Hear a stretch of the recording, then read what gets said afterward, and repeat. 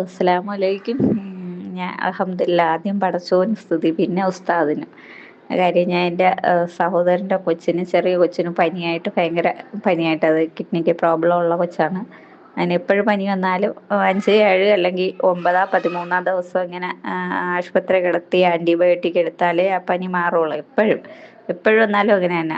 RBC എന്ന് പറഞ്ഞൊരു count കൂടി പോസിറ്റീവാവേ എല്ലാ പ്രാവശ്യവും. ഈ പ്രാവശ്യം ഞാൻ ഇങ്ങനെ പനി വന്ന് കൊണ്ടുപോയിട്ട് കുറയാതെ മരുന്ന് കൊടുത്തിട്ടും കുറയാതെ നിന്നപ്പോൾ ഞാൻ മുമ്പ് ഉസ്താദിൻ്റെ ഇത് ആരോ ഇട്ട് അക്കോ ഇട്ട്, അത് ഒരു പിന്നെ എന്തോന്നാണ് നമ്മളിവിടെ ഞവരെന്നും പറയും, പിന്നെ പനിക്കൂർക്കയെന്നും പറയും. ആ ഒരു ഇലയുടെ ഇതൊരു പനി കുറയുന്ന ഒരു ഇത് ഞാൻ ഒന്നല്ലാതെ എപ്പോഴും ഞാൻ കണ്ടിട്ടുണ്ടായിരുന്നു. ഞാൻ അങ്ങനെ അത് ഉസ്താദിനോട് വിളിച്ച് ചോദിക്കുക. ഉസ്താദ് അപ്പോഴും തന്നെ എനിക്ക് ഇതെങ്ങനെയാണ് ചെയ്യേണ്ടതെന്ന് പറഞ്ഞു തന്നു. അൽഹംദുലില്ലാ. ഞാൻ എന്നാ രാത്രി കിടക്കാൻ നേരത്ത് പിറ്റേന്ന് ഉറപ്പായിട്ടുള്ള കൊണ്ടുപോയി അഡ്മിറ്റ് ചെയ്യണം എന്ന ആ ഒരു പ്രതിസന്ധിയായിരുന്നു. അത്രയ്ക്ക് തുടച്ചെടുത്തിട്ട് എന്തൊക്കെ ചെയ്തിട്ടും കുറയാതിരുന്ന പനിയാണ്.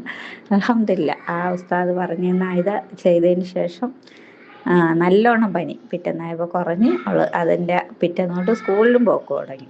ഒരു കുഴപ്പമില്ലാതെ അൽഹംദുലില്ലാ ഈ പ്രാവശ്യം എന്തായാലും അഡ്മിറ്റ് ചെയ്യേണ്ടി വന്നില്ല. മുമ്പേ റബ്ബിന് സ്തുതി, പിന്നെ അത് കഴിഞ്ഞ് ഉസ്താദിന്.